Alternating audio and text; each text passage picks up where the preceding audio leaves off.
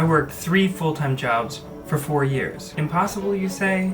Well, I had a little help. What the fuck? Bullshit!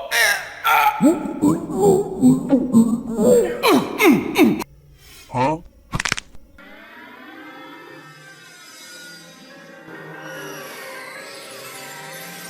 These are not necessary by any means, but it makes a massive difference, particularly when you are working soul-sucking, boring jobs. I've experimented with many different nootropics over the years, and I feel like I have finally found my core stack. Actually, check this out. This is my bag with everything I've got.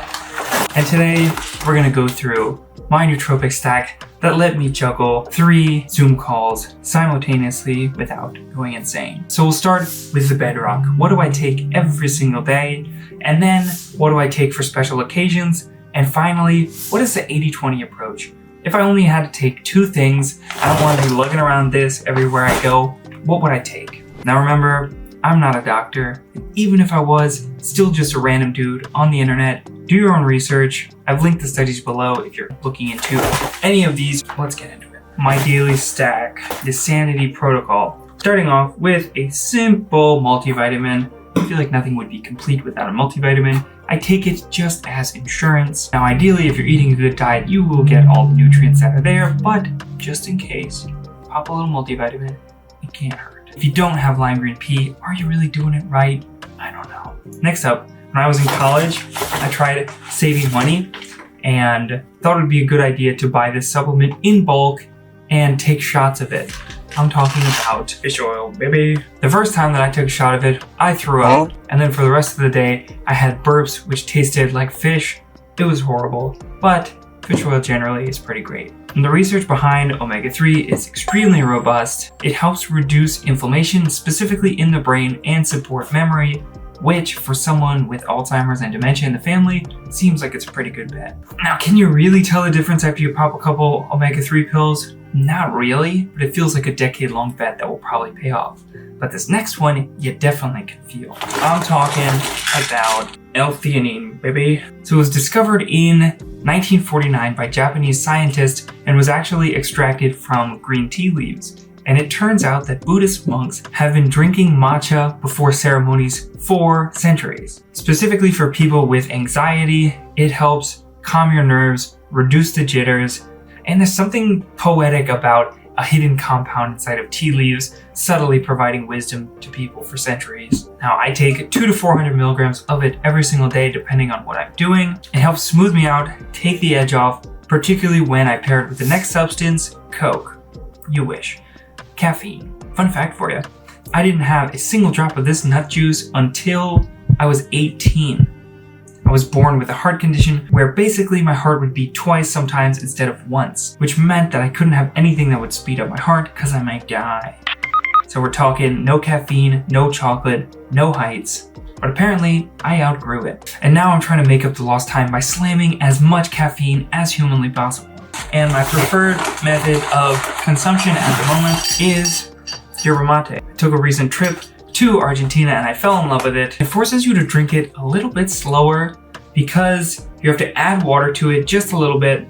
Then you wait, take 2 sips, add water, take 2 sips. So you can't just slam the entire thing and keep on chugging. I found it especially good for writing when I have to get into the zone, but I don't want to be tweaking out of my mind. And specifically when paired with L-theanine, you can ratchet up your caffeine consumption to insane degrees. At one point, when I had multiple giant projects going on at the same time, I was drinking because I was taking L-theanine. Do I recommend it? Probably not, but if you need to, it's always there. Next up, acetylcholine. And this one was first developed, again, by Japanese scientists. They're going off on the nootropics front. And it was developed in the 1950s as a treatment for stroke recovery. And researchers found that it would actually repair cell membranes in the brain. Now, I first came in contact with this when I started drinking Nootropic, and I saw that this was on the list of ingredients, and I liked the way it made me feel, so I built my own stack, adding this into it. Now, I found 2 main differences when taking this. First was my recall. I was able to remember things much faster, which meant that in conversation, I was able to be a little more fluid and on my toes, which when you're working 3 jobs is extremely important. Now, this is not something that you're going to notice immediately. You're not going to take it and immediately remember every time you masturbated in your entire life, but over the course of weeks and even months, you will absolutely notice a difference. You mostly notice it when you're in conversation and those times where your brain just freezes and you're having to use hand signals to try to pull the answer out of you. You'll find then it just comes to you a little bit faster, none of those funky hand signals needed. Suddenly, after a few months of taking this, you'll start pulling quotes out from Lao Tzu that you didn't even know that you read. Next up, along a similar line, Bacopa monieri, otherwise known as water hyssop. And this little green leaf looks like something you would find just floating in a pond, but don't let it fool you, it has been used in Ayurvedic medicine for thousands of years. And it's been reported actually that ancient Indian scholars used to take some of this stuff before they memorized long sacred texts like the Vedas. And modern science backs it up too, but again, this is not one of those that you pop and immediately remember everything. It has been shown that after 12 weeks, people's memory consolidations have improved considerably and the recall is much stronger. And actually, it even has mild adaptogenic properties, meaning that it can help your brain when under considerable stress, which I was. Basically, the way I would describe it is, if caffeine is a sprinter, then Bacopa is the long distance runner. It won't smack you over the head with focus, but instead it sharpens your cognition slowly over time like a whetstone. Just be warned, it can cause digestive issues in some people when they start to use it. So ease into it like you would a new pre-workout that smells like battery acid. And speaking of working out, you knew this was coming, creatine baby. Here's a fun fact for you. Creatine gets its name from the Greek word Kreas, meaning flesh. And it was discovered back in 1832 by a French chemist, Michael Chevreul. Nailed that. And he extracted it from meat. So literally, meat powder. Anyway, creatine had its spotlight moment back in 1992 during the Barcelona Olympics when word got out that British sprinters were using it to break records at a high frequency. Ever since, it has been a staple in every gym bro's cabinet, and for good reason. It is the most widely studied supplement out there with very little downsides. Now, people do overhype the muscle gaining aspects of it. This won't pump you full of water and be the equivalent of taking steroids. Instead, it will give you about 4 to 5 pounds of muscle after a year. And what most people don't know is it's not just fuel for your biceps, but also your brain. It helps fuel ATP production, which is as useful for high output thinking as it is hitting PRs in the gym. Think of it as a backup battery for your neurons when your main power lines start to flicker. Particularly, again, this was noticeable for me under very high stress situations like working 3 jobs. Speaking of which, on my gym days, which is about 4 or 5 times a week, I take these 2 things now, which have been absolute game changers. First up is citrulline malate. Now, I got poor blood flow. I don't know what it is. I have baby veins. I know that whenever doctors were trying to pull blood from me, they'd have to prick me 5 times, but for whatever reason, I found that I wasn't getting crazy pumps in the gym at all, like Arnold would always talk about. And I thought this was just because of my genetics, your blood flow, such as such as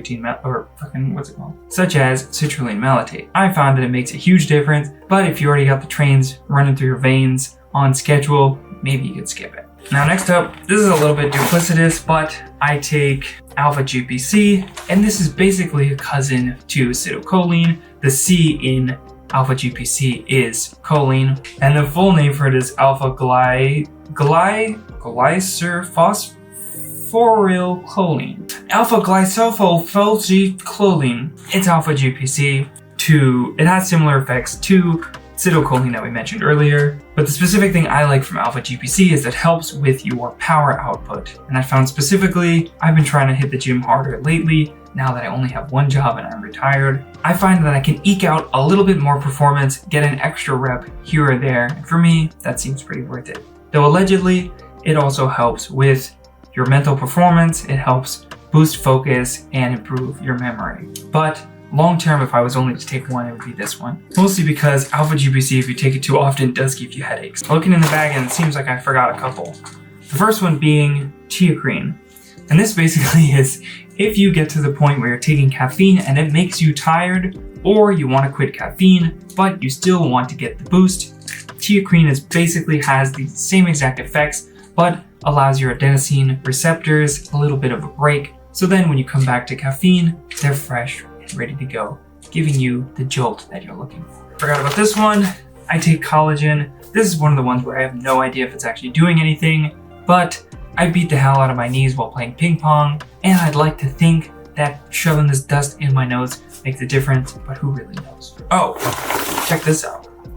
This is the yerba that I've been drinking lately, and it turns out that this is some of the strongest stuff that is on the market. It has the highest caffeine content and has mint, so it smacks you in the face, makes you tear up, and I kind of regret buying it, but maybe I'll get used to it. Anyway, so now we have talked about all of the different things I take. And what is the 80-20 approach? What if I can only take 2 of these things? What would they be? I think you know the answer. I would take caffeine and L-theanine. If you notice in most nootropic blends, that is the bedrock. That's the thing that will make you feel the most different. I love the boost of energy that I get from caffeine, and then paired with L-theanine's anti-anxiety properties, I find it to be a fantastic duo.